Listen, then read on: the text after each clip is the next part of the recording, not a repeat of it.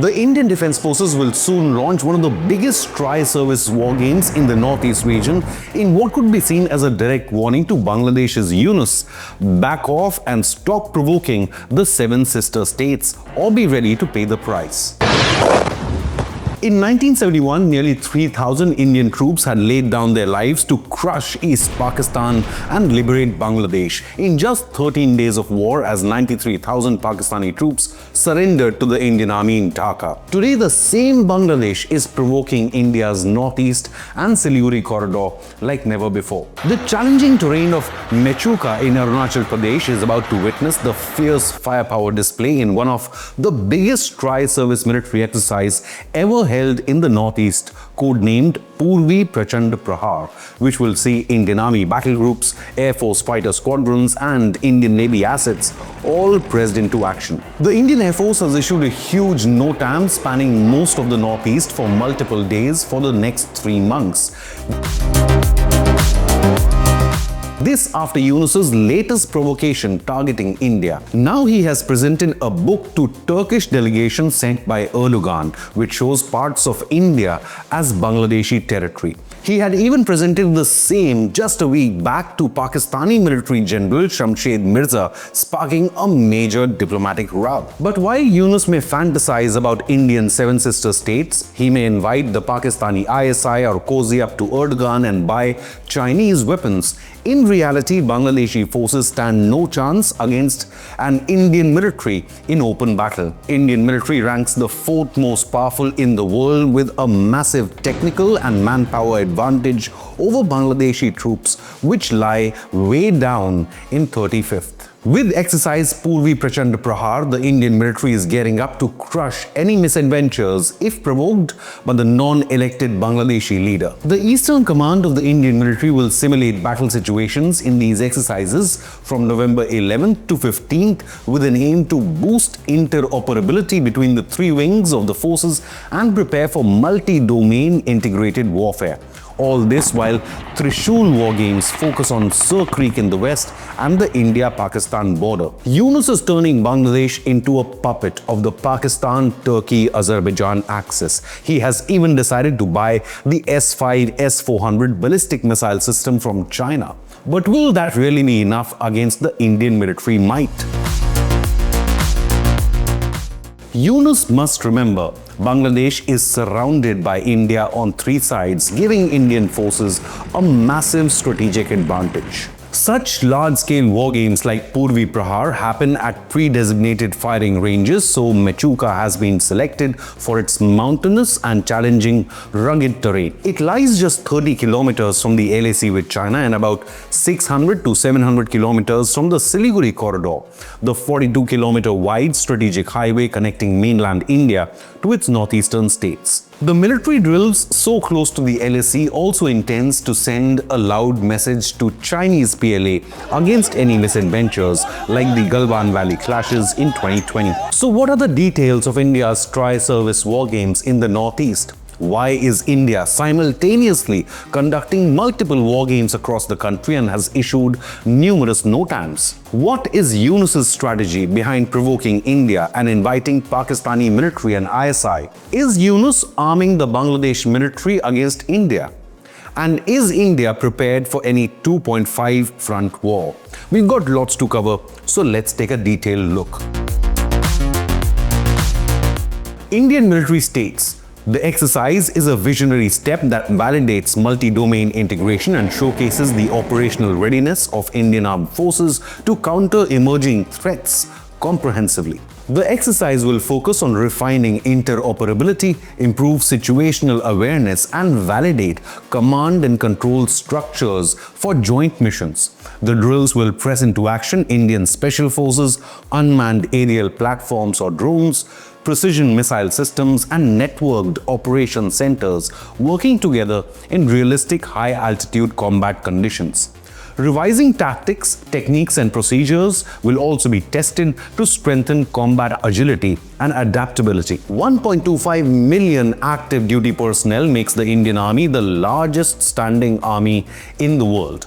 These exercises are continued effort to enhance operational efficiency between the various branches along India's critical eastern frontier, which shares borders with not just China, but also Bangladesh and Myanmar and Bhutan. We'll also take a look at how India has taken steps to fortify its most vulnerable but strategically important stretch, the Siliguri Corridor, also known as the Chicken's Neck. Yunus has been inviting greater Pakistani and Chinese presence near this corridor. His coffee table book to Pakistan's Joint Chiefs of Staff Committee head General Shamshed Mirza, showcasing a distorted map of India, was meant as a provocation. I mean, surely Yunus knows the official borders of India and Bangladesh. Then what was the need to distort them? This is not an oversight or an art form, but was meant to provoke New Delhi and grab quick headlines. On his meeting, Yunus claimed they discussed a wide range of issues concerning Bangladesh-Pakistan relations, including the growing importance of bilateral trade, investment and defense cooperation, unquote. Shockingly, this is not the first time that Dhaka's interim administration has shared maps that claim Indian territory. Tensions had reached a tipping point after an advisor of the Bangladeshi interim government and a hardliner called Alam had gone a step further. In a post which he later deleted, Alam released a controversial map depicting West Bengal, Tripura and Assam as part of Bangladesh. I mean, there is no limit to their fantasies. He went on to accuse India of maintaining a contain and ghettoize policy towards Bangladesh. Earlier, Yunus had introduced this man as the leader of the alleged Bangladeshi student protest. So you know what kind of people led the movement which overthrew Sheikh Hasina. If Bangladesh has turned itself into a ghetto, then how is India to blame? In a bold response, New Delhi reminded Dhaka that comments by its alleged leaders need responsibility in public articulation. Ministry of External Affairs added, "We have registered our strong protest on this issue with the Bangladesh side. We understand that the post being referred to has reportedly been taken down.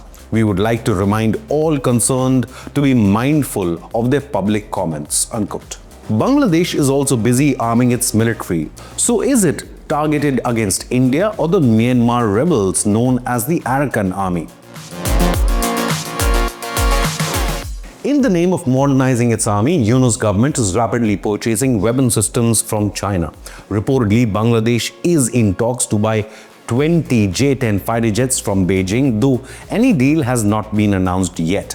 But what is final is Bangladesh's purchase of SY-400 ballistic missile system from the CCP with a range of 200 kilometers, so it could target key Indian cities like Kolkata, Guwahati or Agartala. Reportedly, Bangladesh's interim government also has a new defense policy to make the country's military state-of-the-art by 2030.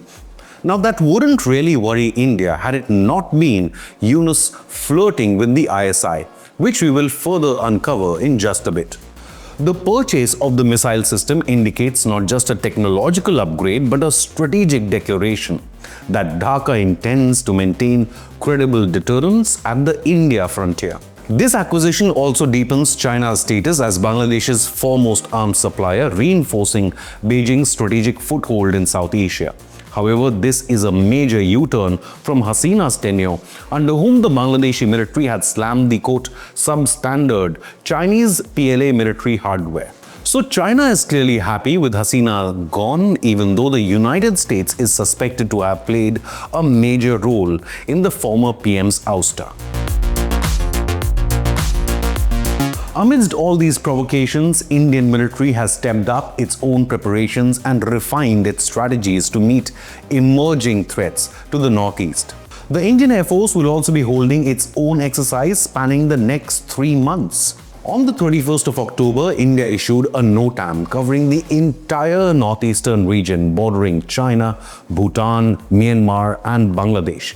Indian Air Force is carrying out multiple large-scale exercises in one of the country's most strategically critical regions. These will be held on November 6th and 20th, December 4th and 18th, and January 1st and 15th. Multi-aircraft sorties along with logistical operations across several forward bases will be conducted. With these exercises, the Indian Air Force is essentially saying, we are maintaining permanent readiness around this critical corridor. We are not just ready for war now, we are institutionalizing readiness. We are making sustained operational tempo the new normal. These back-to-back military drills in the northeast take place while exercise Trishul is being held in the west. Seen as a stern warning to Pakistan on Operation Sindoor 2.0, India's Trishul 2025 Tri-Service Combat Exercise primarily focuses on the Sir Creek region but stretches from Gujarat to Rajasthan and also the Arabian Sea. Over 20,000 soldiers have been deployed along with main battle tanks, howitzer artillery guns, missile systems, armed combat helicopters and special forces, apart from Indian Air Force and Indian Navy warships. A NOTAM is in place over a vast region of airspace till the 10th of November. India's military power play sent Pakistan into panic. It closed its airspace near India's border and put several commands on alert, fearing a sudden action by India, just like Operation Sindoor after the Pahalgam terror attack. With multiple high-intensity live-fire war games across the country, the Indian military is establishing a new pattern, a rhythm of readiness that asserts this is the new normal now. India stands ready to respond anywhere and anytime. Under Yunus, Dhaka has moved away from New Delhi and inched closer to Pakistan. World's terror factory, Pakistan is using this opportunity to boost its military and ISI presence in Bangladesh with an aim to ultimately unsettle the Siliguri Corridor, just like Kashmir. Pakistan Army's return to Bangladesh 53 years after its massive surrender today signals a strategic shift in the region, and India must prepare for new ground realities. So how does the Indian military protect the strategic Siliguri Corridor? The region houses several Indian Army and Indian Air Force stations. Fortifying this region further is the Tri-Shakti Corps, headquartered at Sukna near Siliguri, which plays a key role in securing this region. The Indian Air Force also has several air bases in this region, including the Bagdogra Air Base and the Hasimara Air Base, which houses a Rafale fighter jet squadron. The narrowest part of this corridor between Bhutan and Bangladesh is just 43 kilometers wide and is known as the gateway to the northeast. China too has been eyeing this corridor and is inching closer to Doklam Plateau at the India-Bhutan-Tibet Tri-Junction, as well as possibly an air base in Bangladesh's Lalmonirhat. Recent intelligence reports reveal Pakistani ISI is employing Rohingya refugees in Bangladesh. Pakistan Army and ISI's alarming presence near Siliguri Corridor prompted a response by the Indian Army Chief General Upendra Dwivedi earlier this year. He stated, I had used the word epicenter of terror for a particular country. Now those countrymen, if they go to any other place and they happen to be our neighbor, as far as I am concerned, I should be concerned about it. That they should not be able to use that soil to send terror groups into India. That is as far as that is concerned. Indian Army Chief added that anti-India elements could use the chicken's neck to send terror masterminds into India. In February, ISI Chief Asim Malik had visited Dhaka himself, marking the first time in decades that the head of Pakistani intelligence agency had travelled to Bangladesh. A 4-member Pakistani team later paid a secret visit to Rangpur, which lies only 130 kilometers away from India's chicken's neck. The visit was also aimed at fostering an information-sharing network between the intelligence agencies of the two countries. But the Indian Army is prepared to counter any potential threat. The Indian Army is prepared to counter any potential threat through advanced military preparations and exercises like the upcoming Tri-Service Exercise, Purvi Prachand Prahar. It appears Yunus is on a mission to sour India-Bangladesh ties for good before any elections can take place.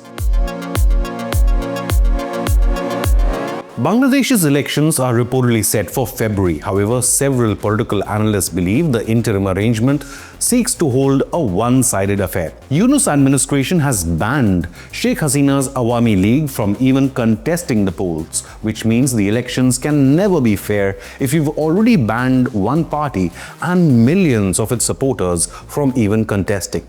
Clearly, Yunus is afraid of the outcome if Hasina's party wins again. India has on several occasions told Bangladesh to hold the next general election without delay. Foreign Secretary of India Vikram Misri officially stated, India is firmly in favor of free, fair, inclusive and participatory elections in Bangladesh and at the earliest possible time. India also criticized Yunus to turning a blind eye to violence against the country's Hindu minorities after Hasina's ouster.